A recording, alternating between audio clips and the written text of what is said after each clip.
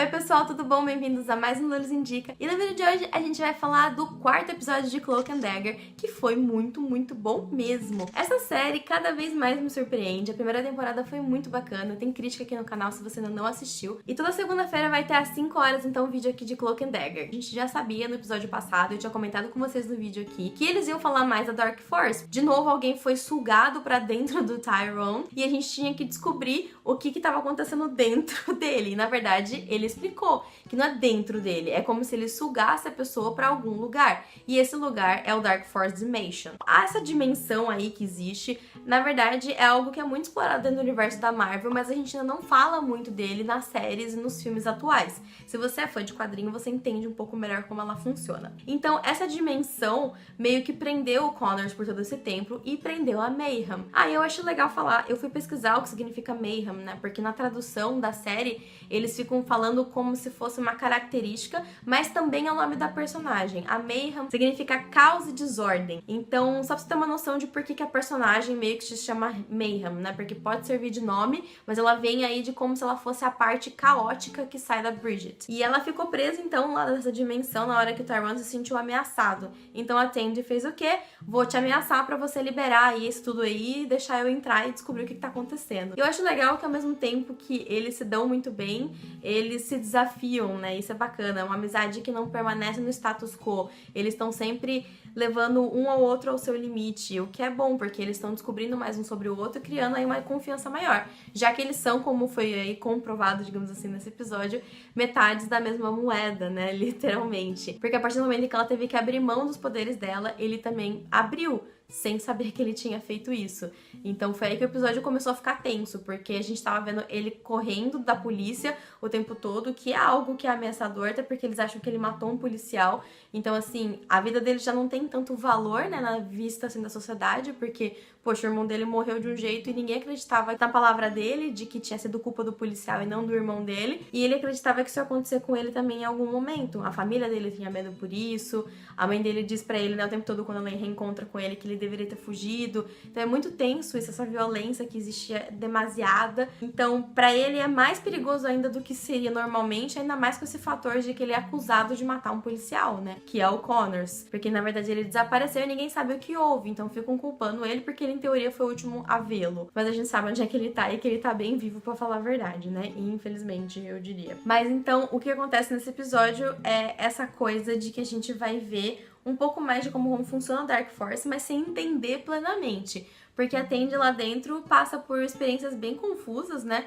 E eu achei interessante aquela parte dos espelhos em que mostra várias realidades dela.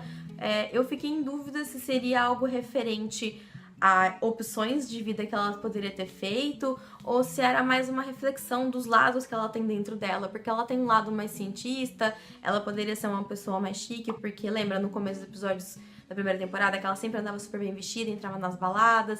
Então, assim, ela tem o conhecimento pra ser uma pessoa bem comportada, digamos assim, perante a sociedade. Então, é um pouco interessante, assim, essa cena, e eu não sei exatamente o que ela significa ainda. A cena na loja de vinil também foi muito legal. Eu não entendi ainda o contexto dela, assim, o real impacto de o que a Dark Force queria fazer. Era só mostrar pra Tandy que em momentos diferentes da vida dela, o pai dela foi violento, mas ela simplesmente escolheu ignorar. Eu não sei se foi mais ou menos essa vibe que ele tava querendo mostrar pra ela, mas eu fiquei bastante curiosa.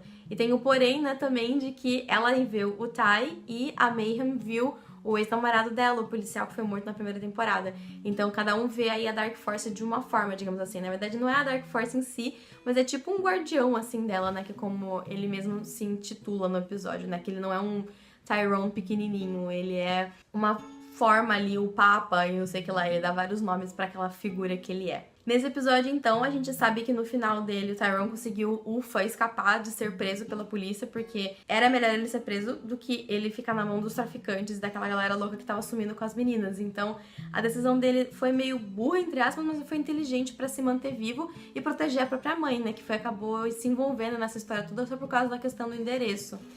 E no fim a gente deu tudo certo pra ele, de certa forma, mas o Connors voltou, né? Ele fugiu ali dos dois na igreja e ele sabe onde o Tyrone tá, né? Porque ele fugiu da igreja. Então ele não pode mais, será que ficar na igreja? Será que ele vai voltar pra polícia? Será que vão parar de perseguir o Tyrone? Não sei o que vai acontecer de fato. Mas ele sabe que ele foi preso de certa forma por ele e ele tem bastante medo, né? Ele fez várias capas do Tyrone dentro da Dark Force, então será que ele tem muito medo dele ou será que ele tava se preparando pra atacá-lo, né? Vamos descobrir aí o que vai acontecer no próximo episódio. Mas a Mayhem, você acha que ela escapou, que ela ficou lá dentro? Eu acho que ela acabou ficando presa, porque se ela voltar agora pro mundo real e prender de novo a Bridget, vai ser igual o começo da temporada, que a gente não sabia que tava acontecendo isso.